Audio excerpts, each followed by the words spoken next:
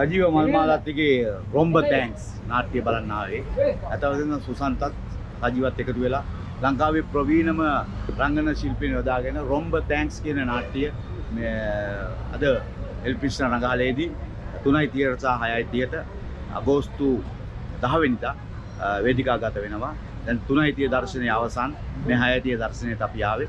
අත වශයෙන්ම සජීව මල්මාලත් කියන්නේ කලාවේ නාට්‍ය ගණනාවක් නිෂ්පාදනය කරලා නාට්‍ය ගණනාවක් ජනතාවට පෙන්නලා නමක් දිනාගත්තු අපේ රටේ අවංක හොඳ දක්ෂ කලාකරුවෙක්.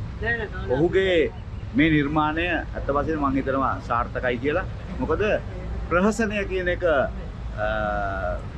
ඇඟේ තියෙන රංගන ශිල්පියෙක් දඟලලා උත්සාහ කරලා රංගපාන රංගන ශිල්පියෙක් සජීව මල්මාලත් කියන්නේ කියලා.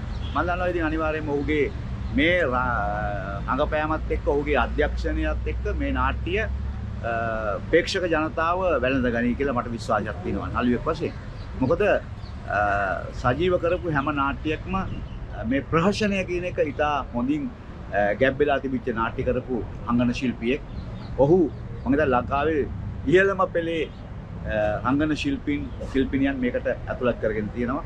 ඒ නිසා මම හිතනවා මේ නාට්‍යයත් ඒ වගේම හොඳ අර්ථවත් ප්‍රහසනයෙන් අපිට නරඹන්න පුළුවන් හොඳ ආදර්ශමත් නාට්‍යයක් කියලා. කුතුහලය අත ත්‍රාසය කුතුහලය මේවා දනවන නාට්‍යයක්. ඒ නිසා මම ගෞරවයෙන් ආරාධනා කරනවා සුවහසක් ප්‍රේක්ෂක ජනතාවට සජීව මල්මාලත්ගේ රොම්බ තෑන්ක්ස් නාට්‍ය නරඹන්න අපිට හැමදාම සතුටු විය හැකි මොනවා හරි සජීව කියනවා. ඒ නිසා ඒක නරඹන්න නිසා ආරාධනා කරනවා. බොහොම ස්තුතියි.